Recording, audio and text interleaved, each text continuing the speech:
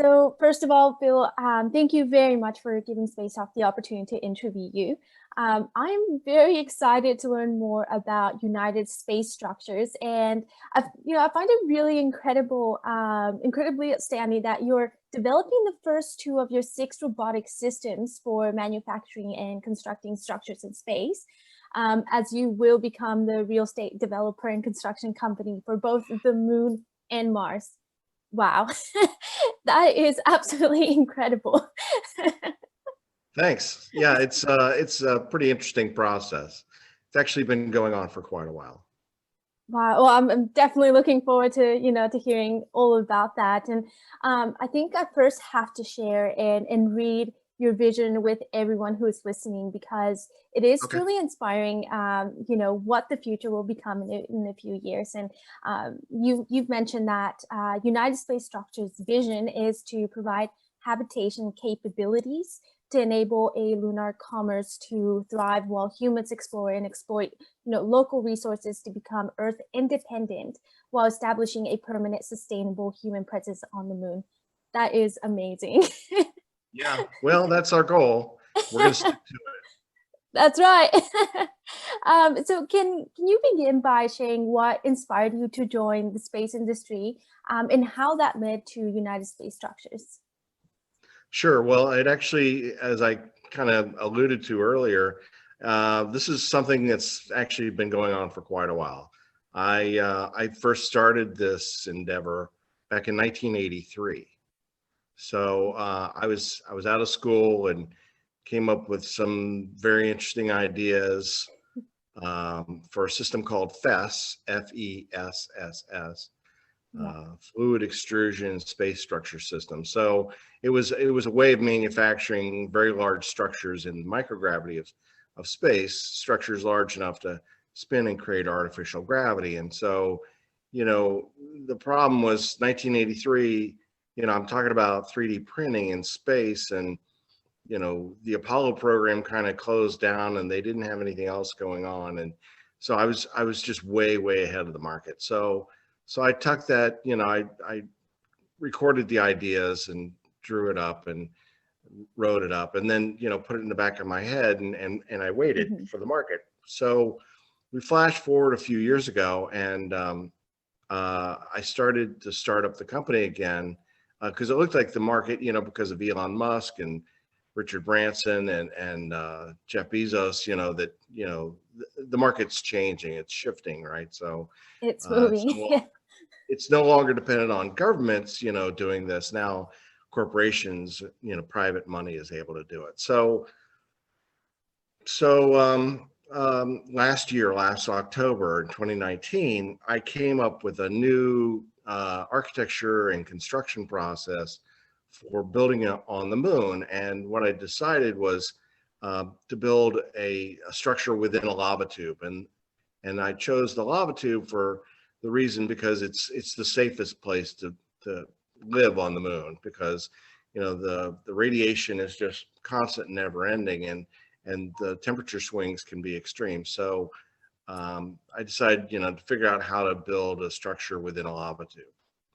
Perfect. Well, and it is very interesting how you said, you had this idea previously, but the United States wasn't necessarily, or the world in general wasn't necessarily ready to take that forward until it became a bit more privatized, that allowed for this to happen. So I do find that quite interesting. So can you take us through the construction process for building very large permanent structures within lunar lava tubes, and how and what it would look like, and what materials you would use to create, for example, concrete on the moon? Sure.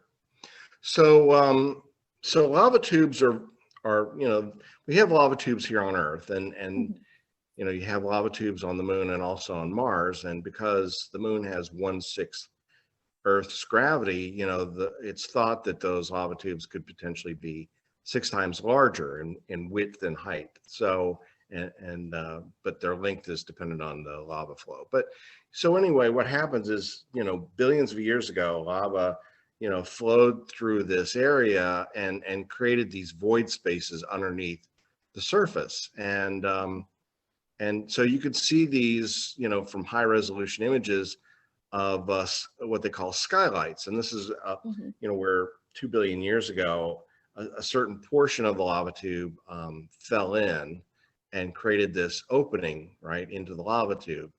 But they're very stable. They've been around for billions of years with, asteroids hitting around them. So, they're really rather stable. But the idea is to be able to build a tension structure within the lava tube by drilling down from the surface of the moon and lowering cables in a circular pattern, a Hmm. large circular pattern.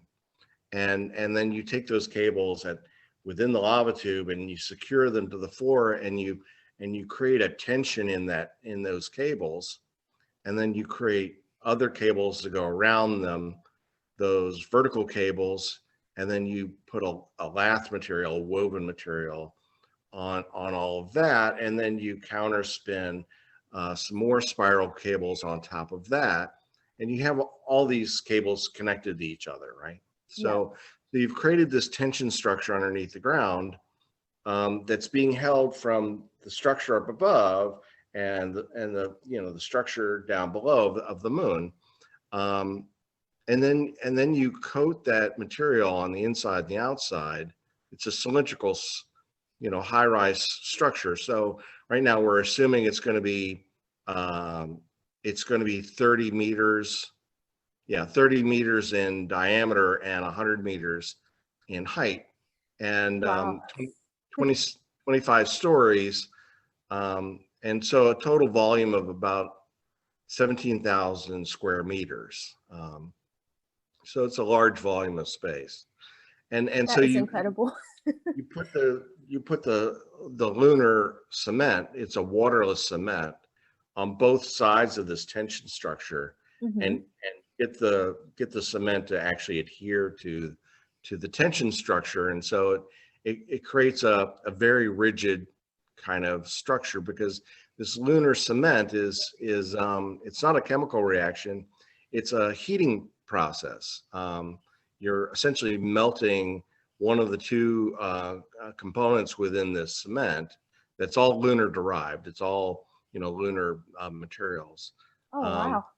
and so you melt it onto that structure and you build it up, until you get to the very top and you seal it, right? Hmm. And now once it's completely sealed, then you can heat it and provide an atmosphere in there and condition the air, add lights, and now you have an environment where you can work in shirt sleeve environment, right, and build out the rest of the structure. So that's the idea, is to send robotics up, teleoperate them from Earth, and then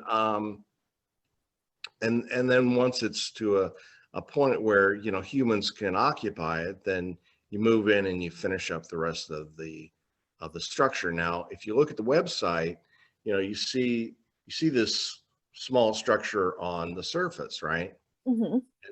And that's a rover port. That's a way of getting on and off the lunar surface, and nobody really lives there. It's just a way of ingressing and egressing from the facility. Hmm. So it's a very, very small piece of the overall structure. The majority of it is down below within the lava tube. So I came up with this idea, and I approached a friend of mine, who's a space architect. He's worked with NASA for 30 years or more, and he's now retired. But I sent him a page and a half description about the construction process. Hmm. He instantly got it.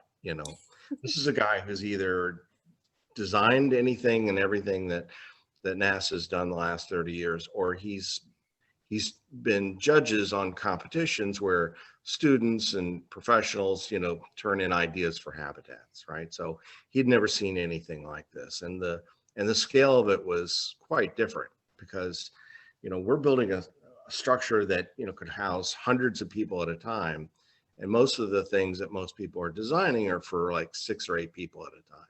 So it's a whole order of magnitude different. And I believe on your website you mentioned that it's designed to house at least 100 people. So it's huge, and like you mentioned, it's it's 17,483 meters squared approximately, the area for. So that's wow. Like like you said, we've been working on a lot smaller spaces and Mhm. for only 8 people, but now we're really moving forward with the space industry and really looking at actually making the moon a permanent residence. So that's absolutely incredible. um, so I know you mentioned previously a little bit of why lava tubes, but can you elaborate even further why build within lava tubes? So, the radiation on the moon is many times stronger than the radiation on the ISS. And so if you want to live safely, on the moon, you need to be able to protect yourself from that radiation. And Hmm.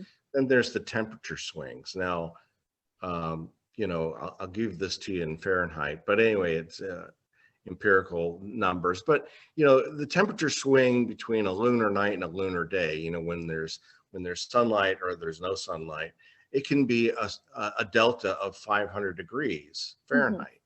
Right. So it's a lot of temperature swings. And when you're in the lava tube, geologists are thinking that it's going to be negative 20 degrees Celsius or negative 4 degrees Fahrenheit all the Hmm. time, constantly. And that's much easier to deal with because, one of the features that are going to be in every one of our facilities is going to be a data center within it. Because my background is mission critical design of data centers. And so, we want to expand the internet out through the solar system, and we're going to start with the moon, and we're going to include Mars and even That's right. further. And so the idea is to be able to have network connections wherever you are, right? That's correct. This is absolutely amazing because in the last couple years, it definitely makes sense because our focus has shifted to lava tubes. I mean, currently there are, analog missions are taking place, within lava tubes so that we can study them. I believe High Seas, I'm not sure if you're familiar with it, but they've recently had an analog mission in Hawaii, Mhm. where they were, specifically studying lava tubes and really trying to understand that. So, I mean, this is something that it's amazing how you mentioned how it actually protects you from radiation and sort of that extreme sort of temperature change that you would encounter daily being on the moon. And it's amazing that lava tubes actually provide that sort of Yeah, safety I net. mean, we're going to have like 30 to 50 meters of regolith overhead, right? So we don't have to build the architecture to be able to withstand those radiation or those temperatures. We just need to be able to build it so that it'll hold an atmosphere and keep people safe, right? Yep. Now, in the meantime, that was an idea that I came up with a year ago. Just a couple of months ago, I came up with two other kind of architectures that could be built on the surface of the moon. This is a cylindrical structure that can be on the surface of the moon that has a dome top, or there's another design that's a cone shape. Again, it'll have some sort of uh, uh, top on it. And we're still coming up with different ideas, but the idea is to make a double wall structure Hmm. with enough insulating capacity for both temperature and radiation. And the idea is that lava tubes are great as long as where you want to go on the moon has lava tubes. But a lot of people are right now focused on going to Shackleton's crater at the South Pole or the North Pole for mining water, which is great. That's a essential resource. Um, and they're going to need places to be able to live safely. So we wanted to come up with different kind of architectures that can be essentially geographically agnostic. They can go anywhere, right? Wherever you want to go, we can build a structure for you. And these again can be very large or very small, depending on, what's needed. But, there's a basic idea for most all of our facilities, and that is that they have to be self-sufficient. Yep. They have to be like a little lunar terrarium that essentially provides recycles the water, and you grow your own food, and you have your own hospital you know uh, operating system if need be, to keep people safe and medically safe. So you got to have all these different features that you need to be able to live in these things without depending on imports all the time. We want to be able to be self-sufficient. Um, we've come up with ideas in which we use most of the moon's resources. I mean, on the very first structure, we are going to need to bring some materials from Earth. There's going to be cables and woven materials that I mentioned, and those will be made out of basalt. It's a very strong material. It's very inexpensive, and you can make it into a variety of different things, both woven and woven cables and things like that. So we're going to bring the first ones there, but in the lava tubes, what's inside those lava tubes is basalt. So for the second and the fifth and the 10th and the 100th facility that we want to build, we'll mine all those resources there so that we can get as close to 100% in situ material as possible, so that we're not bringing lots of very heavy materials from Earth. Now, there's certain things that we have to bring from Earth because they're just not found on the moon, like nitrogen. We're both breathing like 78% nitrogen right now, and we think we have to have oxygen, and we do, but it's just a very small amount. And so the moon is actually, most people think of it as a vacuum, and there's no atmosphere. Where's the oxygen on the moon? Well, 40% of the mass of the moon is made out of minerals that have that are oxidized. And so once you process that ore, you recover massive amounts of oxygen. But like the Apollo 1 program showed, when you have an oxygen only environment, and one spark goes off, it's a fire. Yep. You're now in hell. So you need that nitrogen and be able to keep fire under control, but you still need some oxygen. Yeah, no, absolutely. And, yeah, I find that pretty amazing that you are building this self-sustainable community essentially on the moon, where we will be able to do that. And I suppose going on the lines of that, what are the key features of these structures, and what facilities will these structures provide?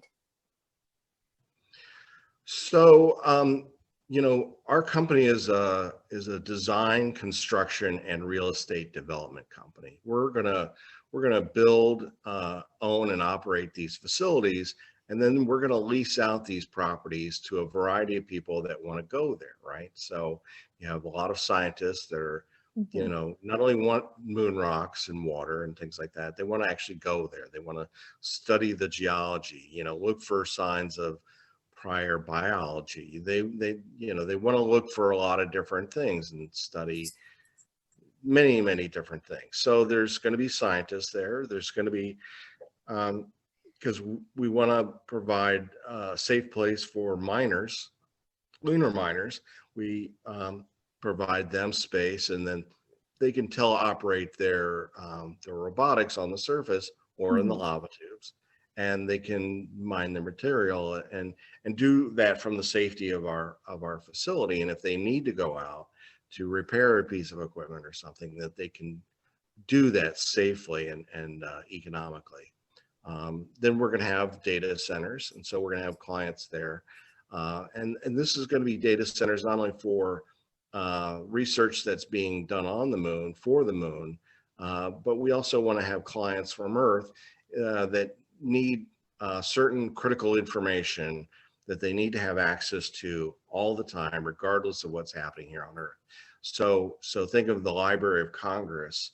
You know, if Hmm. you backed up the Library of Congress and you wanted to put it on the moon so that for all time, it's human knowledge has been backed up, right? You can do that, or corporations or governments, or whatever it may be. So whether it's data storage or data processing, we'll have plenty of capabilities for that. And then you're going to have tourists. You're going to want to have people there to experience the moon. I mean, who wants to be the first person sleeping on the moon in Exactly.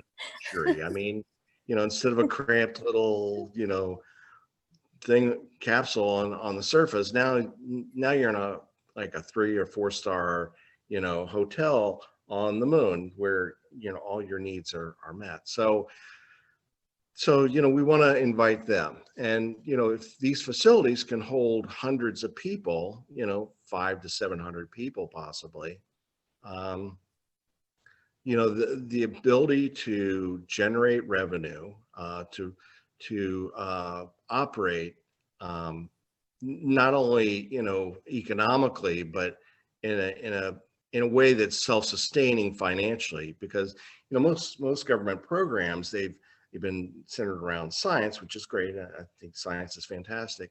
But we've spent billions and billions of dollars just to find out what's out there. And now we need to do that more economically. And so if you have a business like ours Hmm. that is catering towards people and their needs to get on the moon, and they're willing to pay good money to do that, then there's a financial advantage to making that happen. So our goal is to build one, then 10, and then 100, and then 1,000. And there's 62 known lava tubes on the moon. So we have a lot of real estate that we could potentially go on. And now with these other architectures, we can literally go anywhere. So we're not constrained by lava tubes. Perfect. And I remember when it was like about 10 years ago. I remember, or yeah, it was around 10 years ago. They were selling, real estate on the moon, buy your piece of land. So now I'm like, oh, why didn't I buy it? I could have been part of this real estate development. Well, So we're gonna get people involved, and there still may be opportunities for people to be able to invest in this in a crowdsourcing kind of way. We want to explore cryptocurrencies, on the moon, and because we're not going to be, digging up gold and making gold coins or paper money and things like that. It's going to be, fintech kind of electronic currency kind of exchange system. wow. And so who knows? We might call the first cryptocurrency on the moon the Loonie, right? You can name it after me. I'm just There you kidding. go. So Bill, when do you envision will be the first lunar settlement for United Space structures? So we have a lot to do between now and construction time. We have to design the facility. We have to design the engineering systems that keep the facility up and going, power systems and everything else. We need to design our robots and test them and make sure that they're ready to go and can be teleoperated from Earth, while they're on the moon, and do what they need to do, and with confidence, right? So we have at least 6 years of very aggressive work that we have to Mhm. do. But after that, then it's just a matter of sending them up there and putting people in command centers and running this equipment 24 hours a day, 7 days a week. And so the goal right now, based on getting funding soon, which we're hoping to land funding by the end of this year, at least for phase one, How is exciting. is to have the facility up and running by 2031. That's coming quickly. Yeah, it's going to happen a lot faster than we think. So we got a lot to do. We've got a great team. I gathered a world-class team of people, and they're all firing on the same beat. So, it's going well, and we're talking to investors. We're already talking to potential tenants, and that's going well. So, it's just a matter of getting everything lined up and then executing that program. And that will certainly happen. And I suppose, going from this, I understand you're currently in the process of developing a manufacturing platform for the production of pharmaceuticals and nanotechnologies using microgravity in low Earth orbit. Now, how is this going to enable the development of structures on the moon? Well, I've come up with ideas for creating microgravity uh, manufacturing plants that don't have any humans in, on the facility. Mhm. It's all teleoperated. I have those designs, but we're not actually building that, and it's right now it's not a priority. The lunar project is our top priority because it's where everyone is focused on going. So, Yes. except for Elon Musk, and Elon, get a hold of me. We can build your stuff on Mars also. But so the manufacturing plan is something that we want to do and we will do eventually, but we really haven't found the right tenants that would want to build their unique kind of things yet. There's a lot of great research being done on the ISS to determine what works and what doesn't work and how well and all this other stuff. But that's an idea that we haven't really developed further. But we hope to come back and do that again. Perfect. And, I find that very interesting because I have been speaking to a lot of NASA officials, and they've, mentioned how in order for us to be able to go to Mars, we need to learn how to survive on the moon first. That's sort of Yeah. our stop there. So it does make sense that we need to focus on how to develop that now Mhm. if we're wanting to go to Mars. Especially with the communication. I mean, we need to improve that then and there, and before we can even consider, going to another planet. Right. So I just find that fascinating, what you're doing and how that's going to enable our future aspirations to go to Mars. And I suppose one of the last questions that I wanted to ask you, what are the technical things you look for when you're hiring, for example, an entry-level graduate for United Space Structures? Well, obviously we want to find people who are smart and creative um, and can think big, right? Because we're tackling problems that you know only people like Elon Musk, or Jeff Bezos, are tackling, and we're not billionaires. So, we have to be even more creative and more intelligent and more diligent and making sure that we're making good decisions. So, we're looking for the right fit for the right time. Like I said, we have a lot of work that we've got to do over the next 6 years, and a lot of it, is in many different fields. So, we've found a couple of robotic companies here in the United States that are top of their class, in space robotics. And so they're already, uh, self-educated, self-motivated. They're already up and running. We're just engaging with them and getting them to build our robotic systems. But then, we have an architecture team that is going to have to, tackle all of the architecture and interior design and, everything that's going to go in this. And we need to make sure that it's super safe and that we can replicate this process over and over again. So we have a lot to do, and it's just finding the right people at the right time. And at some point, we're going to need, nuclear fission reactors, right? Mhm. MMRs, which are micro modular nuclear reactors that'll fit within a semi truck, right?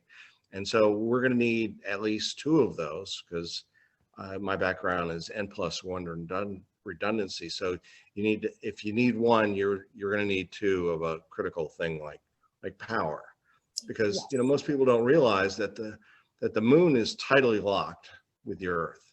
So we're always seeing the same face of the moon, but Mhm. it's either full moon or crescent moon or waning moon or it's there's no moon at all, right? The sun's shining on it, but at a different angle. And so you know it's there, but it's dark, right? So solar power is great, but the problem with solar power is it only works when sun's shining on it, and a lunar night is 2 weeks long, and lunar day is 2 weeks long. So you got to have some better baseline power system so that you have power all the time, especially if you're going to have lots of data centers which use megawatts of power.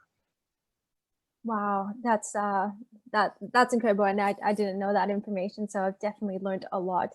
Um, Thank you very much, Bill, for your time. I'm very honored, and I look forward to seeing how you will reshape the manufacturing and construction industry in space. So that's quite exciting. Yeah, well, I mean, the goal is to make space available to everyone, to make it pay for itself so that it's not a burden on governments, that it's actually something that generates a whole new economy, an economy that's beyond, the grasps of gravity of Earth, right? So and we've done this already with satellites, right? Satellites are buzzing overhead, and we generate lots of economy through that. And so we're just expanding out into the solar system, and we have, the next task that we need to do is build the infrastructure, right? When you go into a new territory, you have to build roads and communication systems and highways and rail stations and or ports or airports and things like that. So you need to have that kind of infrastructure in place, and we don't have that right now with the solar system. So by going to the moon and mining resources, you can now get cheaper materials into space to be able to build, these communication relay systems and fuel depots and things like that, so that we can start moving around the solar system and figuring out what's out there and how we can best use it. So to help us all, right? That's correct. I mean, it's going to be absolutely phenomenal what's going to happen in the next, couple years, and how everything is just going to change. I think especially I was reading that the International Space Station will be moving away from NASA by 2024. So that's going to change the whole sort of private market in how we invest, and that way we can continue, moving forward to the moon and Right. taking, enabling and opening space for everyone in that perspective, I suppose. Well, the ISS was only built, the components were rated to only last 15 years, and it's been 20 years. So if we wait until 2024, now we're talking about 25 years. And so, I mean, you've heard about the leaks on the ISS, right? The air leaks. So Yes. we're going to see things like this more often, where you have systems that weren't designed to last this long that are now beyond their date. Now, the thing that drives me absolutely crazy is we spent $150 billion to put all that mass up there, right? And what do they want to do with the ISS? They want to jettison back into the atmosphere and burn it up. I mean, that's perfectly good mass that could be repurposed, either individually, scavenged or broken down in its molecular components and remanufacture it into something else. I mean, don't throw away good things when you've already got it up there, right? So it drives me nuts when they talk about jettisoning into the atmosphere. It's the most wasteful thing. We as humans have to stop wasting things. We waste energy and food and water, and we waste our time. We're just the biggest wasters, and we need to get away from that. Because space dictates that you have to do that. You have to be frugal, and you have to be resourceful, and you have to be sustainable. Otherwise, you can't live. That's right. And, fingers crossed that won't happen to the International Space Station, and we can, continue to use it and continue to rebuild it even stronger than ever before. So Yep. hopefully, yeah, that will be what happens there. And Bill, do you have any social media links that you'd like to share? I will as well add it to the YouTube link for you, but Sure. anything you'd like to share with all our Well, viewers? you found me on LinkedIn, right? That's correct. So anyone out there hearing this, if you want to connect with me on LinkedIn, I'm William parentheses Bill, Kemp, and then connect with me. I connect with everybody because it's a party. And but I like LinkedIn because it's business oriented, right? I've found so many interesting people in so many different fields. So LinkedIn is one. I post there 40 times a day on a variety of topics. So if you're curious about a lot of different things, check out some of my posts. I'm on Facebook. I have a presence there. I admit I'm not a big one for Facebook or Twitter, but I have accounts there.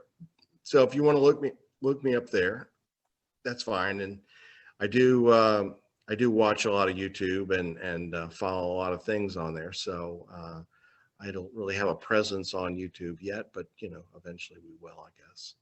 That's correct. Perfect. And I'll definitely add that to our links here. And just thank you very much, Bill, for your time. I really appreciate it. It's been absolutely, amazing getting to learn what you're doing and just how that's going to change the whole perspective of space moving forward. So very We're just exciting times. we're Yep. just at the beginning. So put some links up for our website so that people can find out more, because there's lots of information there. Yes. Stay tuned, because this story is just beginning, and we're not even at the heel of this thing yet. So it's going to get very exciting very fast. Our very first mission is probably going to be in 2023, where we'll send some survey missions, robotics only, to 3 of the locations we've identified on the website for lava tubes that we want to explore, so that we can figure out how big of a structure we're going to build. So that's going to happen in 2023. And then, as this thing progresses, it's just going to snowball. So stay tuned. Oh, that's so exciting. Thank you very much, Bill.